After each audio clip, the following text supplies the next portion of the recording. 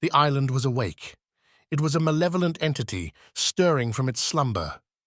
For over a century, the money pit would do more than just flood.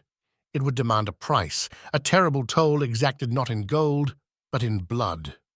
This was a place where ambition met its darkest end, a place where hope was swallowed whole by an insatiable void. The island's hunger was ancient, its patience endless. A dark prophecy began to circulate through the camps, a chilling whisper carried on the wind. It was a warning, a dire premonition that haunted the dreams of the most hardened men.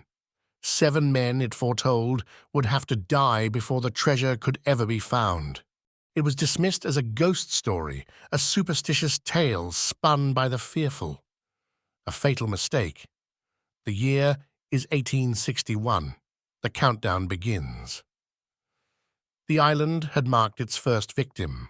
The relentless pursuit of fortune drove men to desperate measures. An attempt to pump the pit dry, to conquer its watery defenses, ended in catastrophe.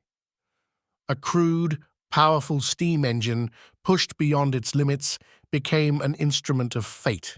The boiler ruptured, a cataclysmic explosion that tore through the air, the shriek of tearing metal, the blinding flash, and then a sudden, deafening silence. 1 man was killed instantly. The prophecy had claimed its first soul. The island had tasted blood. For the next 36 years, the island lay in wait. Its secrets remained buried, its hunger temporarily sated. The searchers grew complacent, their memories of the tragedy fading with the seasons. They thought the worst was over, that the island's wrath had passed. They were wrong. The pit remained, a silent sentinel biding its time. It was a patient predator, observing, waiting for the next moment of human vulnerability. The island never forgets. The hunt continued, fueled by renewed hope and a dangerous disregard for the past. A worker named Maynard Kaiser was being hoisted from a shaft, a routine task in a place where nothing was ever routine. Then the rope gave way. He plummeted over 100 feet into the darkness below. The island was no longer a mere puzzle to be solved. It was a living, breathing predator. Death number 2. The prophecy was slowly, inexorably unfolding. The count stayed at 2 for decades, a grim reminder of the island's power.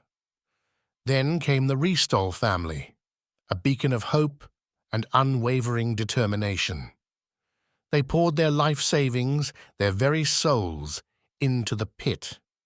They were closer than anyone had ever been, their dreams almost within reach. Their optimism was infectious, their dedication absolute.